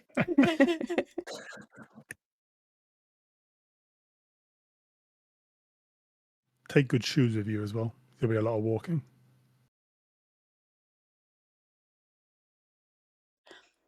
And also, if you haven't been to Reykjavik before, know that when you fly in, you do not fly into Reykjavik. You fly into Keflavik, which is about 50 minutes to an hour's drive away from Reykjavik. And sometimes the coach drivers are a little bit crazy, so you have to hang on a little bit. So plan that transfer in for your timings. Yeah, we're back support on the local buses. Speed bumps are an option for the bus drivers. Speed bumps are a challenge for the bus drivers. Yeah. If you get a hotel that has a provided breakfast, freaking, you don't need a lunch anymore. It saves you lots there. Yeah, that's actually a really good thing. If you get up for your breakfast, like definitely use it because food is very expensive, like we've already mentioned. So, yeah, utilize your hotel's breakfast. I don't think I ate lunch a single time because I always ate so much at breakfast. Yeah.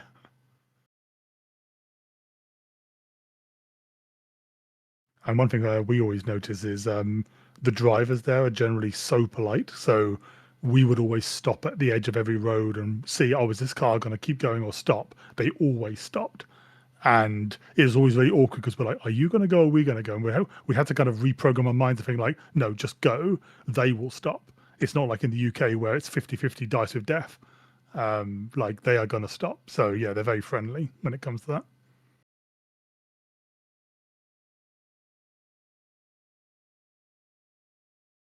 And similarly, if you plan to come and rent a car, it's useful to get in the mindset of Icelandic driving, which for the most part is very similar. But there's definitely a great priority for pedestrian, but also the roundabout are a bit different, which can be a challenge if you've never driven there.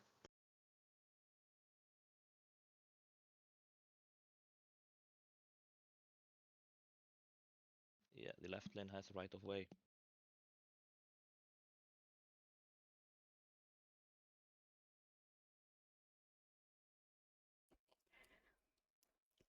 One thing I found really cool personally, and it's not unique to Uni, but I think Uni probably is an outlier in that term, is we have so many former Unista and former Corp mate that have gone on to different organization and different Corp that I managed to meet people that I haven't been in touch with in years sometime that are now in Goons or in it or God knows where.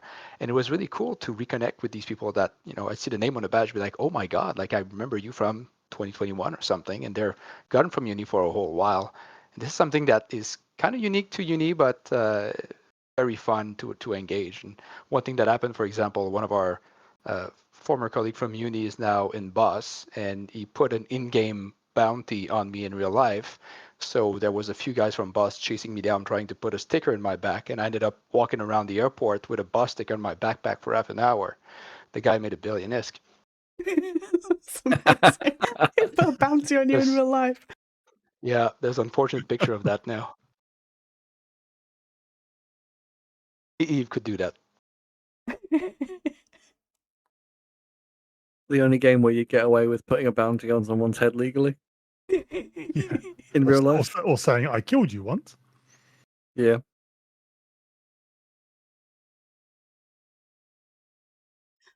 Or Yeah, I have your body at home. Yeah, I've got your body in my freezer. Yeah, it's one thing if we ever did like a talk on the wiki or something like that, if I was ever involved in that, I've always wanted to ask the question, like raise the house lights and then be like, put your hand up if you've either been in Eve Uni or like you know someone who's in Eve Uni now or whatever, and just see how many people there have either been in Eve Uni or know someone who's gone through it. And I bet it'll be in most of the room, to be fair. That's actually a great concept if we decide to do something more organized and bring more swag, having an alumni party that would be very much on the theme of university, and you bring both current Unista and former. Yeah, that would be cool. It's going to be a busy one. Yeah, but Oh, no, you just call it you just call it the Eve Uni reunion. Yeah, exactly. I love that. Yeah, the third day we'll just take over the whole main hall. Just like it's bigger than the main event. So how many kegs do you have to bring? Yeah, we'll rely upon you for the booze. Need a lot of pockets. I can bring it in containers. Yeah, I mean, there's a port right next door to it. Just bring it up. Does anyone have a canoe they'd like to bring? Ride right up into the harbor. Yeah.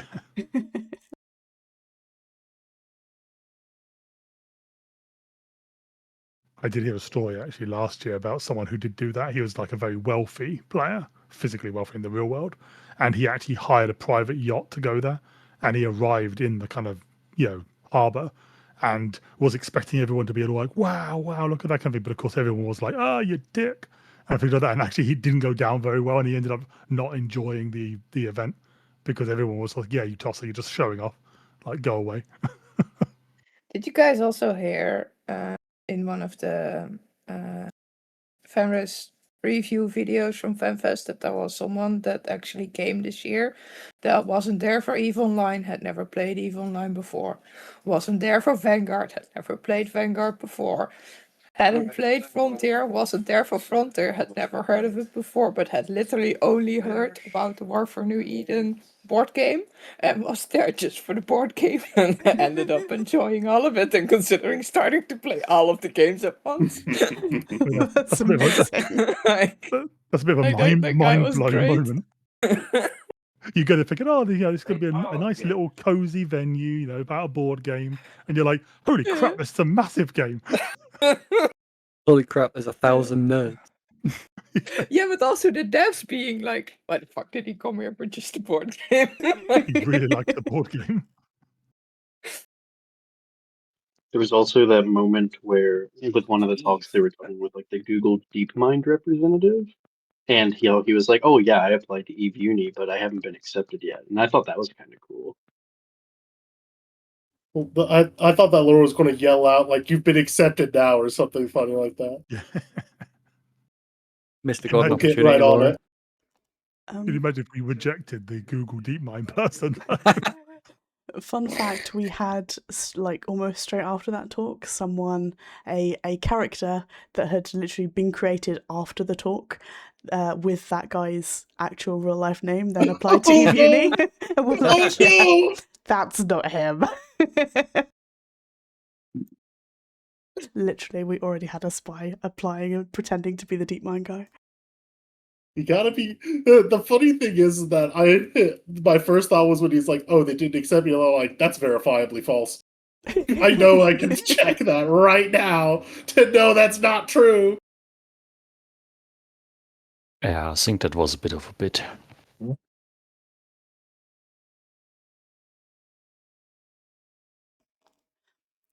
Okay, guys, we've been talking for almost 2 hours now. I know it doesn't feel like it, but thank you so much to everyone who's come along. It's really good to see all of you guys again and have a little reunion. Thank you to everyone who's come along to listen about Fanfest, and maybe some of you are considering going to Fanfest. If so, I'd really encourage you to go. And last question from me to everyone, all of the speakers, are you going to go next year or are you going to go again? Yes, I had my Kevin. ticket before the ending ceremony started. So yeah, I'll go again. Going back for sure. Yes, but maybe not now. I think my wallet needs to recover. No one is selling any of your ugly faces again. No, I'm joking. Yeah, I'm going to next time. Yeah, I'm already booked.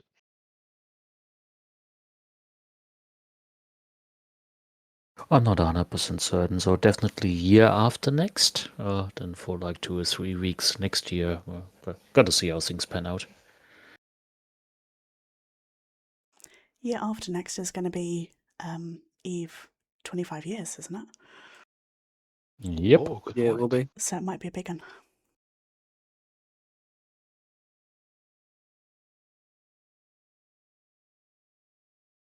Will it be the day Hilmar flies the Edda to the moon?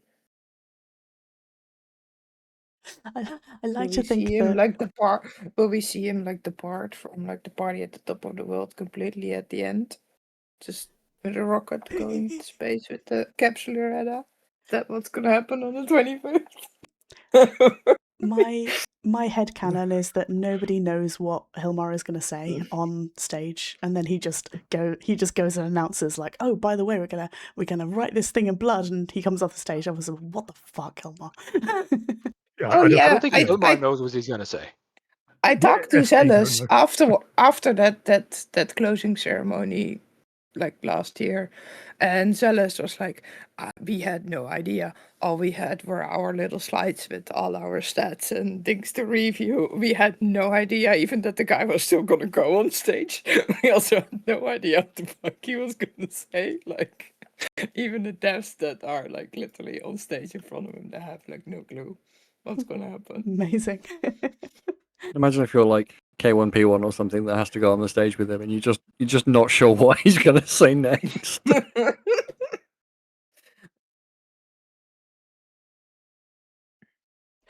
Yeah, for me, it's basically I decide between the years, but there's already a lot of peer pressure from all the guys I know, basically. So they're sending me also not the tickets, but the email, basically. They are coming to FanFest.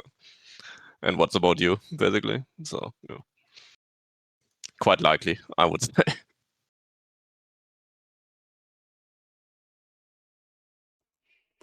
Okay, awesome. So next year, I'm sure, obviously close to the time, we will do the same. We will have a special Discord for uni and friends, basically anyone that we like, that we want to meet up with. So yeah, guys, hopefully that will see some of you next year, some people who came this year, and some people who haven't been before, who now want to come. So yeah, thank you very much, guys, for this talk. Let's go ahead and bring this to an end, and I will go ahead and end the Twitch stream. So thanks very much, guys. Have a good night. Cheers. Bye-bye. Have a great one.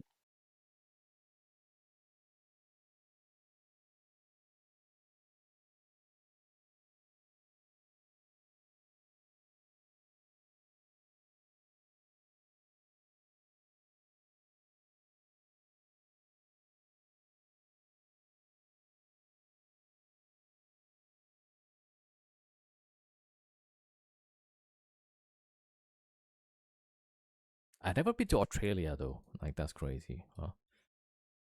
Been to Asia. Been to a bit of Europe. What rate?